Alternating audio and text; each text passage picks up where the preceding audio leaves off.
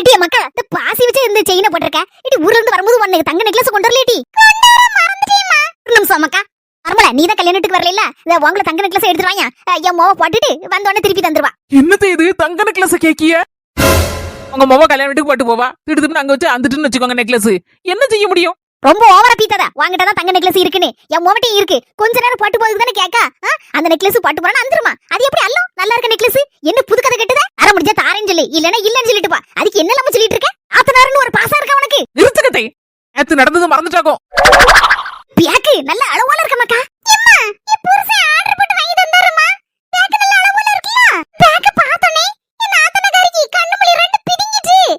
உடனே சொல்லுதா இனி இந்த பேக் கொஞ்சம் தாங்களா. நீங்க கல்யாணத்து வர போயிட்டு கொண்டு வரேன். அப்படிங்க. கொடுத்துட்டேடி. அது எப்படி கொடுப்பேன்? நான் சொல்லிட்டேன். பேக் எடுத்துட்டு போனா வார வந்துட்டுன்னு வச்சிக்கியா. அவ்வளவுதான் ஒண்ணும் செய்ய முடியாது. தூர குப்பையில தான் போடணும். இதே ஃபாரின் பேக் அப்படி இப்படி நான் போன கதையை விட்டுட்டேன். அந்தல மூஞ்ச ஒரு மாதிரி திருப்பிட்டு போயிட்டாமா. கொடுக்கல. அதனே கேட்டேன். என் மக்கா அவ அத இதன்னு சொல்லி தலையில நின்னு எதையாவது கேப்பா பத்துக்க. குடுத்துறாதடி. 1 ரூபாய் பொருளை குடுத்துறாத. இப்ப சொல்லுங்க 1.5 பேக்க உங்க மொவ கொடுக்க மாட்டேன்னு ஆத்தனா இருக்கு. நான் 1.5 பவுன் நெக்லஸ நம்பி கொடுத்து விடணும். மொவன்னா ஒரு நியாயம், மர்மோன்னா ஒரு நியாயம். இதெல்லாம் எங்க கொண்டு தோலைக்கேனே தெரியல.